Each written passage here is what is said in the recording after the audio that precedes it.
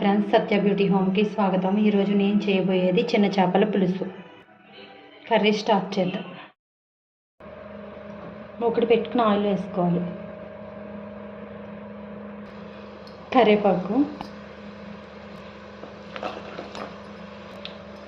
పచ్చిమిర్చి, సన్నగా తరుక్కున్న ఉల్లిపాయ ముక్కలు,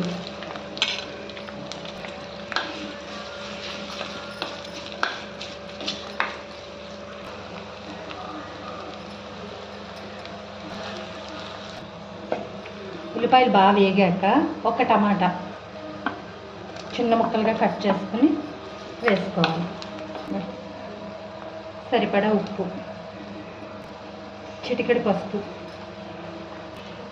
వేసి బాగా కలుపుకోవాలి.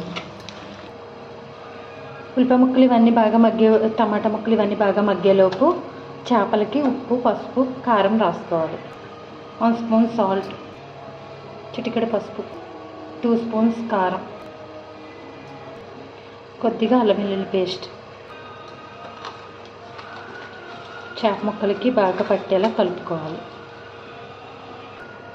కలిపి మూత పెట్టి పక్కన పెట్టుకోవాలి.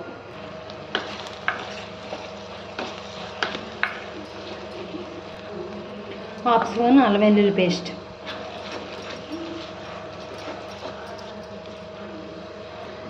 ఇందులో కట్ చేసి పెట్టుకున్న బెండకాయ ముక్కలు,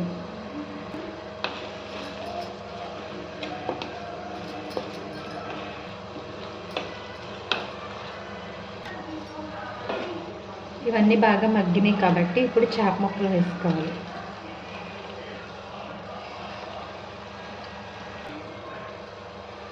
చేపలు వేసి బాగా కలపాలి.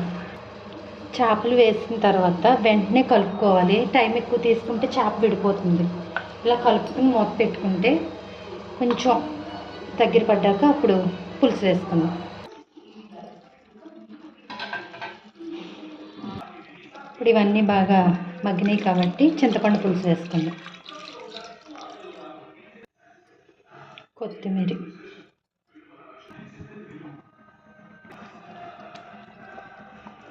పులుసు ఇంకాస్త దగ్గర పడితే కర్రీ రెడీ.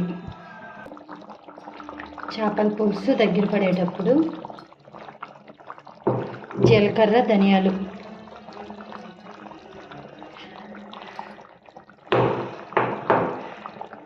ముద్ద వేసుకోవాలి. జీలకర్ర, ధనియాలు నూరుకుని ముద్ద వేసుకోవాలి.